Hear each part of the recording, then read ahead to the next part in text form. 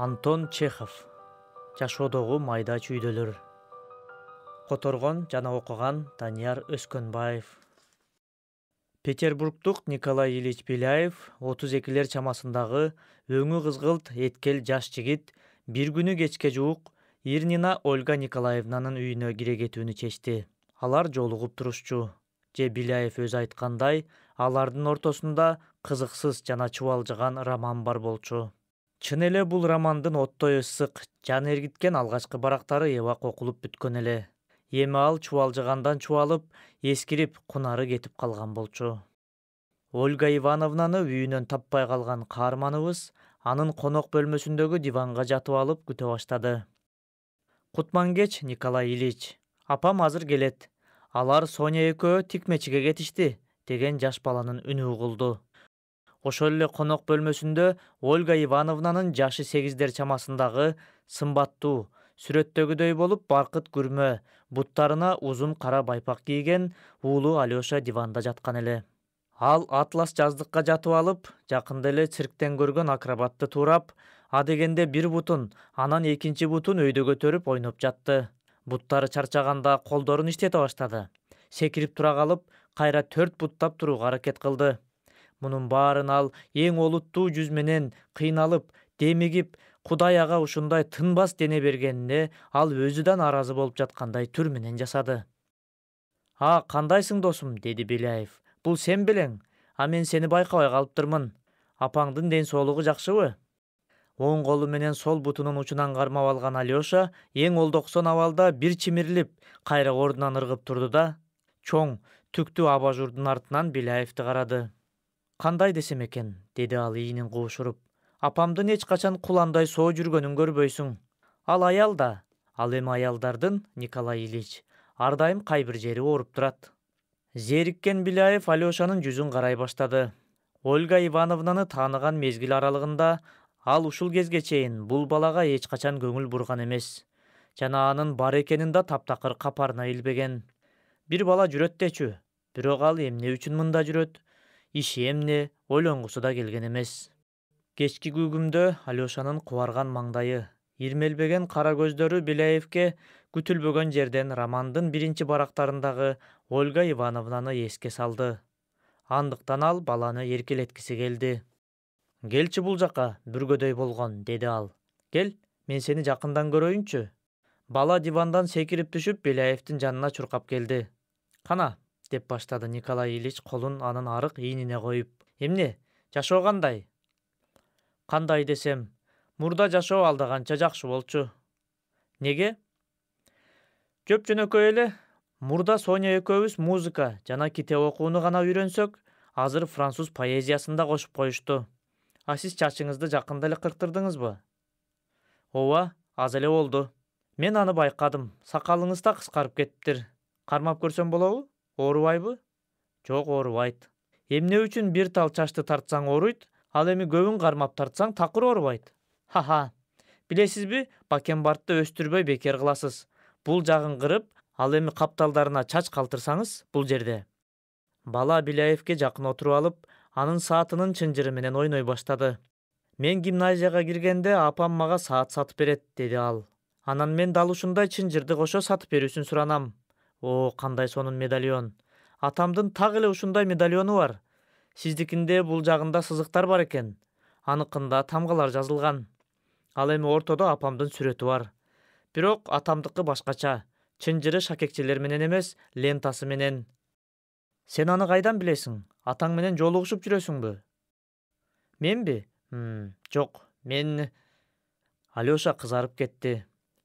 Калпы билинип калгандыктан абдан уялып, тырмагы менен медальонду тырмалап кирди. Беляев анын жүзүнө үңүлүп карап, кайрадан суроо берди. «Атаң менен көрүшүп жүрөсүңбү?» «Жок, жок».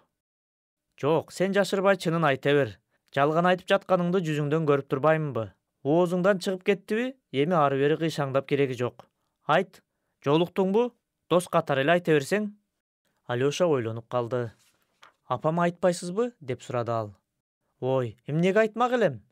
Сөз бересизби?» «Сөз берем. Кудай урсун деңизчи». «Ай, тентек десе, мени ким деп ойлоп жатасың?» Алёша эки жагын карап, көздөрүн бакырайтып шыбырады. Суранам, апама айтпаңыз. Таптакыр эч кимге айтпаңыз. Анткени мында бир сыр бар. Кудай сактасын, апам билип калса, мага да, Соняга да, Пелагеяга да жаман болот. Анда угуңуз. Соня экөөбүз атамды шейшемби күнү жана жума күндөрү көрөбүз. Түшкү тамактын алдында Пелагея бизди сейилдөөгө алып чыгат. Анан Апфелдин кондитердик дүкөнүнө барабыз. Ал жерде бизди атам күтүп турат. Ал дайыма өзүнчө бөлмөдө отурган болот.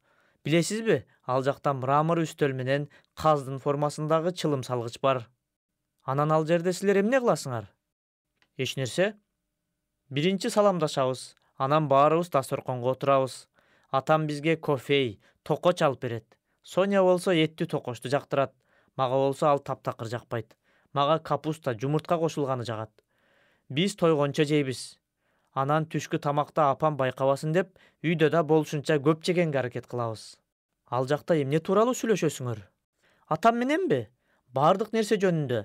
Ал бизди өөп, кучактап, ар кандай күлкүлүү тамашаларды айтып берет. Билесизби, атам бизге чоңойгондо мени менен жашайсыңар дейт. Соня макул болбошу мүмкүн, бирок мен макулмун. Албетте, апам жок болсо баары суз болот го дейм. Бирок мен кат жазып турам. Кызыктай эле болот экен, Майрамдарда апамдыкына келип турсак болот, туурабы? Анан дагы атамчы, ал мага ат сатып берем дейт. Атам эң боорукер адам. Эмнеге апам аны чакырып алып чогуу турбайбыз? Эмнеге ага бизди көрүүгө тыюу салып жатканын түшүнбөйм. Анткени атам апамды абдан жакшы көрөт. Бизден дайыма анын ден соолугун, эмне кылып жүргөнүн сурап турат. Апам ооруп калганда башын мынтип кармап, тынбай ары бери баса берет.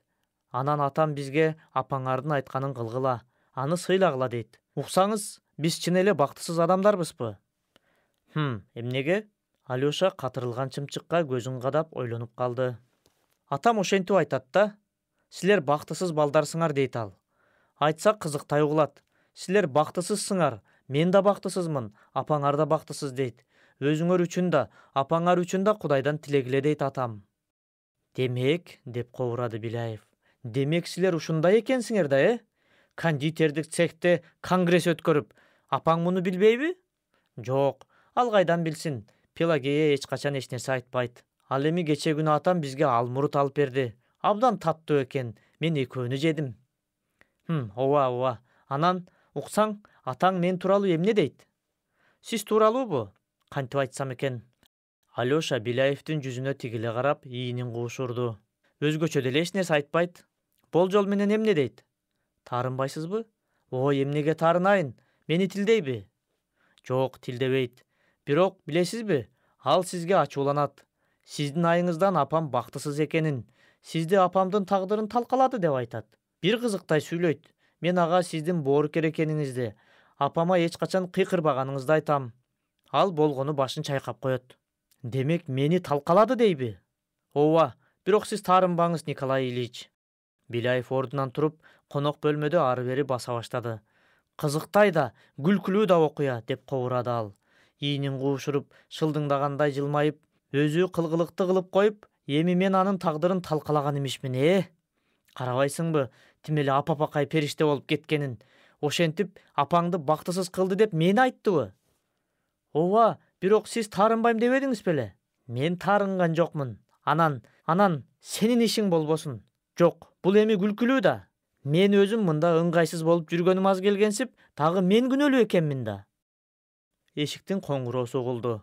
Бала отурган жеринен чуркап жөнөдү. 1 мүнөттөн кийин конок бөлмөсүнө кичинекей кызын ээрчиткен аял кирди.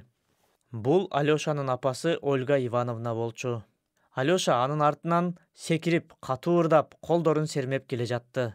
Беляев башын ийкеп, кайрадан бөлмөнүн ичинде ары бери баса берди. Ооба да, эми мен болбосом ким күнөөлүү болмок эле, деп кобурады. Ал туура айтат.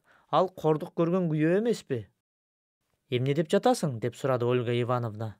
Эмне деп? А сен угуп көрбөйсүңбү сенин апапакай периштең эмнелерди айтып жүргөнүн?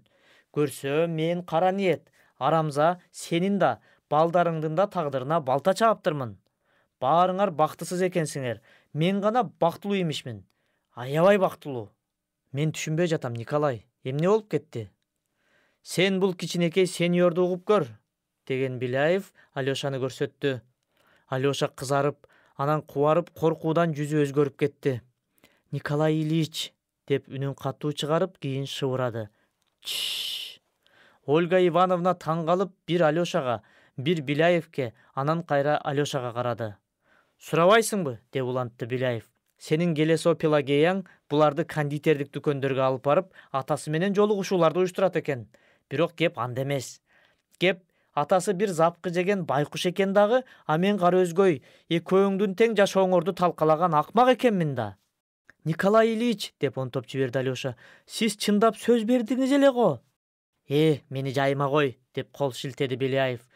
Бул ары кандай чынчыл сөздөрдөн да маанилүү. Мен эки жүздүүлүккө, калпка ачууланып жатам. Мен түшүнбөй калдым, деди Ольга Ивановна. Көзүнө жаш тегеренип кетти. Мени кара, Лёшка, деди ал уулуна. Атаңар менен көрүшүп жүрөсүңөрбү? Алёша аны укпай жатты. Ал дендароо абалда Беляевди тиктеп турду. Болушу мүмкүн эмес, деди апасы. Мен барып Пелагеядан териштирем азыр. Ольга Ивановна бөлмөдөн чыгып кетти. Уксаңыз, сиз чындап эле сөз бердиңиз эле го, деди Алёша калтырак басып. Беляев ага колун шилтеп, бөлмөнүн ичинде ары бери баса берди. Ал өзүнүн таарынычына батып, мурдагыдай эле баланын бар экенин капарына илбей калды. Андай олуттуу, чоң кишинин жаш бала менен таптакыр иши жок болчу. Ал эми Алёша бурчта отуруп алып, Соняга кантип алданып калганын, жаны ачышып, жан дүйнөсү өрттөнүп айтып берип жатты. Ал титиреп, кекештенип, өксүп ыйлап жатты. Ал өмүрүндө биринчи жолу ушунчалык ачык түрдө орой калпка туш болду. Буга чейин ал бул дүйнөдө таттуу алмуруттан, токочтордон жана кымбат сааттардан тышкары баланын тилинде аталышы жок, дагы көп нерселер бар экенин билген эмес эле.